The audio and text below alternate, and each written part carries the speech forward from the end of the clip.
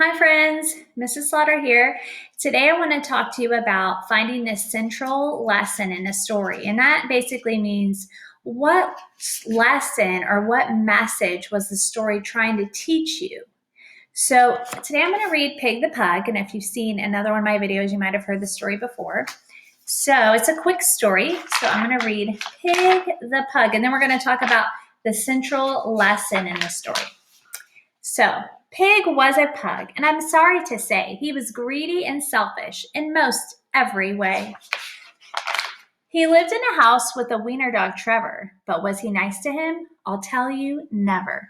You've got some great toys there, poor Trevor would say, but Pig would just grumble, they're mine, go away. But it might be more fun, Trevor said to Pig, if we both played together. Well, Pig flipped his wig. No, they're mine, didn't you hear? Only mine. You keep your paws off them. They're mine, mine, mine. I know what your game is. You want me to share, but I'll never do that. I won't. I swear. And with that, he proceeded to gather his stuff and make a big pile with a huff and a puff. And once he had gathered them up in a pile, he howled from the top with a satisfied smile. There, shouted Pig, now you won't get my loot. It's mine, mine, mine, so why don't you scoot? He looked so happy on his pile of stuff. But just at that moment, poor Trevor did see the pile was wobbling. Oh, dear me. Watch out up there, good Trevor did cry. But the shame of it was, look where he is. Uh-oh. Well, pugs cannot fly. He fell out the window. Oh, and he can't fly. Poor doggy. These days it's different, I'm happy to say. It's so very different in most every way.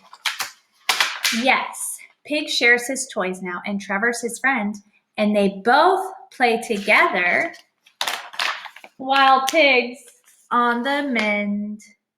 Look, he got hurt, so he's in a cast. So now they're playing together.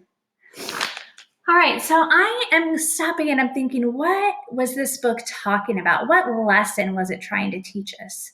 And I'm thinking, well, in this story, to find the lesson, you always want to think about how are the characters acting? What were the characters doing? So in our story, Pig here, he was acting very selfish and he was not sharing his toys. He was also yelling and getting angry.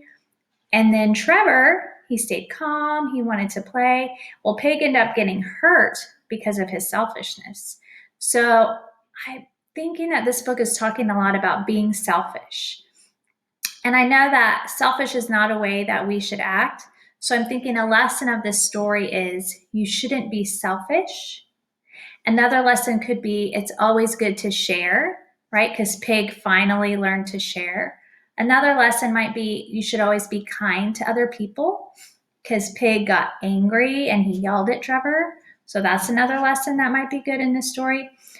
Some other lessons in other stories might be about telling the truth. Another lesson could be always tell the truth. But was anyone in our story lying or not telling the truth? No, this story wasn't about that. So that would not be a good lesson for this book because that wasn't happening in there. When you're choosing the central message or the central lesson from a story, you want to think about how these characters were acting. No one in here was lying. Even though telling the truth is a good lesson, that's not a good lesson for this book. This book was all about not being selfish, learning to share, and being kind to others. Those are 3 lessons right here from this book, Pig the Pug. So hopefully that helps you thinking about the central lesson and the central message from this story the next time you're working on it. I hope you guys have a great day. I'll talk to you later. Bye.